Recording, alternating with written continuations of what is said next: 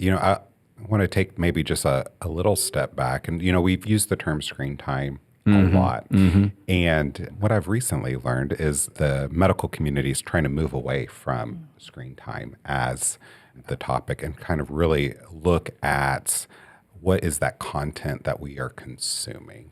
Okay, so the screen time came from back when it was a television. It was pretty much all you had and maybe a computer. And we had very specific time limits, right? They would tell you at this age, you shouldn't have more than an hour of screen time, or you shouldn't have more than 3 hours of screen time, or whatever that is.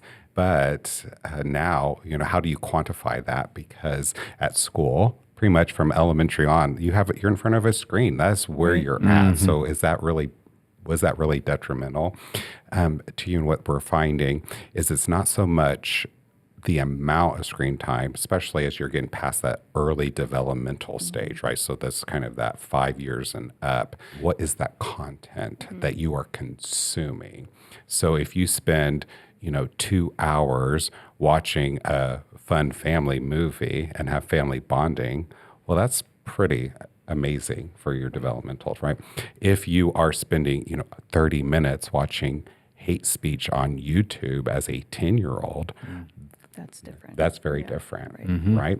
And so as you talk about those collateral, so kind of looking at what is this screen time or content viewing, what is it replacing? Are you crowding out other activities that would be more helpful for your developmental stage? So like Jessica said, her kids love being outside, right? So she would know pretty quick if all of a sudden they're not going outside and they're spending a lot of time on a screen. That would be like, okay, we need to make an adjustment here. But depending on what developmental stage your child is at or their activity level, where are their friends, where are they getting the physical activity? And really the two really, I think, big buckets that are really easy to kind of monitor is what is their activity level and what is their sleep like? Because it's important for all of us. All of us need to have that. But especially as kids, if the screens, the devices, the viewing time is interfering with the amount of sleep you're getting or interfering with your physical activity, those are red flags. And so we're really, and then you look at all the health compounding there. We have childhood obesity epidemic, right? Because we're not getting enough activity. Well, if that's being caused by the amount of screen that you're using, we need to rebalance that. Jessica. I would agree. Yeah. And you kind of have to, in a practical way, if I have a kid that is really, in a sense, addicted to screens, but like with the obesity, I try to initially attack it in a way that if they really don't want to be off the screens, I will try to at least maybe working on a game with physical activity.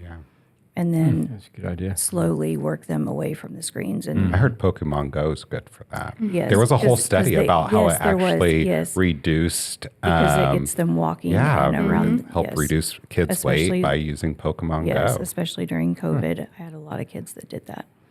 That's interesting. What about with like attention spans? Have you all seen that doom scrolling, social media, the content? Yes. Is that affecting attention span? Yes. Yes. And how so? It's much shorter. Yeah, because they get bored. Yeah. There are apps that you can do, and in a sense, I've recommended those too. You can shut your phone off, and you can set it for a certain time to get a certain amount of things done, and then you can be on your phone for 10 minutes. And you can, once you get your project done, you can work for 30 minutes, and then you can be on your phone for 5. And so sometimes that's helpful for kids that have ADHD. Is that like an app? Really It's an app. And I it's think that'd be managed helpful by for the me parents? too. It can be managed by the parents. I think that'd be helpful for anyone. Yeah. Don't have to No just kidding. I think for they have kids. some for adults too. Yeah, my wife may have gotten me one for Christmas. My daughter uses it. That's how I found out about it. Okay. Yeah, so really the shortening of attention span it's a real thing, and it's probably caused by that dopamine release. It's that pleasure, right? You get it right away, but then it wears off. So then you're looking for that next rush almost. And so If you find yourself, scrolling and you feel really bad afterwards, that's a good sign that that's not what we should be doing. Right. So everything that, Jessica said about, you're trying to get the time shortened on social media. I've asked patients not only just to do that, but then also interaction. Like take the time to stop and actually interact with the post. It's social media. You're not being social. You're just viewing. Right. So it's, what is this invented for?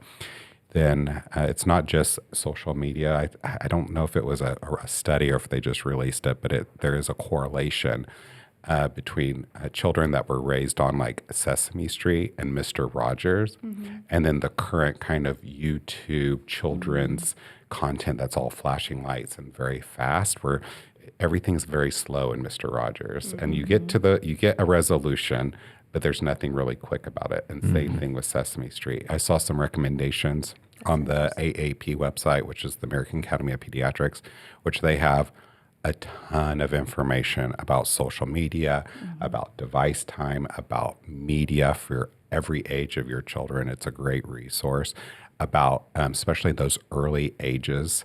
If you are going to view something, go back and view those like the Sesame Street and PBS shows, and it really helps kind of avoid that small attention span that you get with the newer stuff. It's really kind of fascinating. When I was a kid and I'd be watching Mr. Rogers or Sesame Street, there's no fast forwarding. Like you have to wait. You were talking about there's some slowness there until you get to the resolution, and we had no option but to wait. Now they can just move that little slider. Like this is going too slow. Too slow. Yeah. Speed it up. Several years ago, we realized, oh wait, we need to do a different type of like TV rules in our family. Whenever our daughters were yelling at us that the TV was broken, and so when I was like, oh gosh, they threw something, they broke the TV. Right? We get up there and there's a commercial. And I was like, well, what's broken? It looks like it's working fine. They were like, our show just disappeared. And this came on. And we were like, oh, you've never seen a commercial before. Oh my God. They didn't. So even think about that. Not only could you not fast forward, but you had to pause what you were doing and you had time to go do something else. You weren't just sucked in. So the whole kind of dynamic of our viewing has changed. That's interesting. You said something like it's a little painful as a parent. Do you all deal with parents coming in and like they have the frustration of, we're trying, but and what can you say to them? That's your job as a parent. Yeah. Okay. And it's painful. Yeah. It's hard because you're being punished too. Yeah. But that's your whole job. Yeah.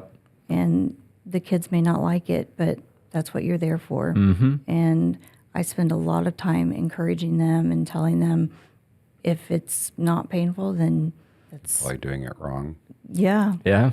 And then also, you have to kind of take a look at your own usage of your device and social media, how you interact on social media, because your children, young people around you, they're witnessing that, right? And so I'm sure you've experienced this where, the parent may be complaining about, let's just say, how much video games they're playing, but in the entire appointment, the person has not put their phone down, the who I'm talking to, right?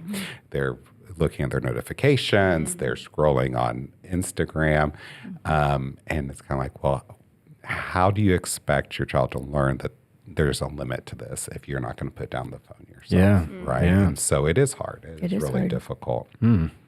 We've talked a lot about kids, and I know that your practice is focused primarily on children, but even anecdotally, are you seeing things arising with adults? Are there differences in the way adults are being impacted by screen time and negative use of screens and device time? Is there a difference there, or is it all the same issues regardless of how old you are? Are you seeing anything with regard to adults? Oh, I think it's probably the same. A lot of the same stuff. Yeah. It affects me. I mean, it keeps me awake. Personally, it keeps me awake at night. I doom scroll. It distracts me. I'm supposed to be doing the dishes. I'm supposed to be making dinner. I would much rather sit on my couch and scroll TikTok. Yeah. I have plenty of things I need to be doing, and I would much rather sit there and be on TikTok or Instagram or whatever. So, yeah, it affects, I'm sure, adults just the same as it does kids. Yeah, I think you'll see, outwardly a lot of the same type of things like irritability whenever you have to stop, insomnia, decrease in mood, increasing anxiety. I think one difference to point out is that in that developmental stages. So if we have too much social media, too much screen time, whatever you want to insert there, and we're crowding out those other healthy behaviors, when are you going to learn those? They're a lot easier to learn in that 0 to 5 to self-soothe than if you're 35 and trying to learn how to self-soothe. Because yeah, that's a normally great point. whenever you switch, because you're used to that immediate kind of, you feel bad and now you feel good. There's no time between it. And there's not a lot of things that can do that for us that are legal, right? Yeah. And so then you turn to these coping skills. We'll put in air quotes, coping skills that are not very healthy. So, we have the benefit of we were kind of almost forced to develop these coping skills, right? And so I think it's somewhat easier for us now to say, okay, I'm going to stop, right? So I'm going to give up social media. I don't think I'm going to be, in my office unable to function. There's other things I'm going to be able to find to waste my time. Yeah. I guarantee you that, okay? But if you're 7, your world's falling apart. And then you have Right. behavioral issues. Right. And then you're not learning at school because you're so distracted by what's going on in your home life. And then you have to come and see a therapist, which is going to take time out of your parents' day.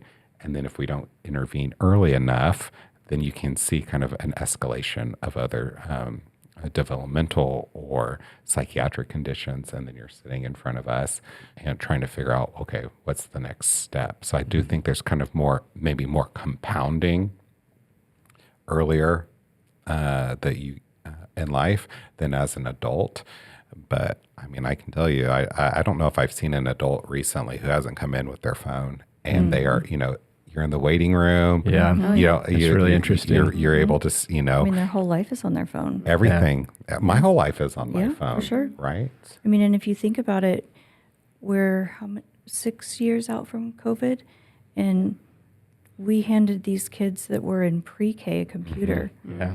And that's how we told them to do school on a computer. Yeah. That's crazy. Yeah. Yeah. So that's how they grew up. Yeah. Yeah. Sounds like as you all are seeing your child patients and listening to their story, you could just look out in the lobby and get a lot of it right there from the parents waiting in the lobby. And it's tough. I'm with you. Like when I go to bed, for some reason, that's my TikTok Yeah, it's your viewing downtime. time. And you just don't realize, you're like, how did it get to be 11 o'clock? Right. I laid down in the 9 o'clock hour and it's at 11 o'clock right now. You can set a timer on your phone. I know you can You do can that. you can be like 15 minutes and it goes off and then you turn off your phone. Yeah. Yep. Or even better, don't have your phone in your, honestly though, it's not everybody that has to do this, but if you are really having insomnia, it doesn't matter if you're a child, if you're an adult, those screens need to be away from the bed. And really it's somewhere between that 30 to 60 minutes probably before you're trying to fall asleep, that not having any of the blue light, the interaction. Like no TV, no phone. No TV, no phone. If you are looking at kind of that sleep hygiene, that is going to be on there. It's probably one of the hardest. It is. One of the It is. rules that I'm going to admit we probably don't enforce enough at our house is that all devices are supposed to be charged downstairs. The girls' rooms are upstairs, so they're not supposed to have them in their room, right? But then as a parent, you have to go check Then you have because to they do, then you have to do your forget. parenting Yep. job. Yep. So, and Yeah. then you forget to check and they forget to turn it in. And Yeah. so, especially I think for teenagers, it's important, not just because it's going to interfere with falling asleep. And I don't know if you've heard this, Jessica, but I've had people tell me that like they're so anxious that they're going to miss something. Yes. They will wake up Yes. in the middle of the In the night middle and of the check night. their phone and there's Yes. no, I'm like, you're 13. Like the hospital's not calling you in the middle of the night to save a life. So what's going on? Yeah. They might have forgot to send their streak Yeah, or they may have forgotten to, Yeah. or they needed to play a game. You know, they have the streaks, right? Yes, Like yeah. I forgot to do this. Yeah. And so having it out of the room really makes a big difference. And, but then also, would you let your child roam downtown Tulsa at 3:00 in the morning? Right. Yeah. And if that answer is no, then you probably shouldn't let them have unrestricted access to the internet at 3:00 in the morning. Right. So.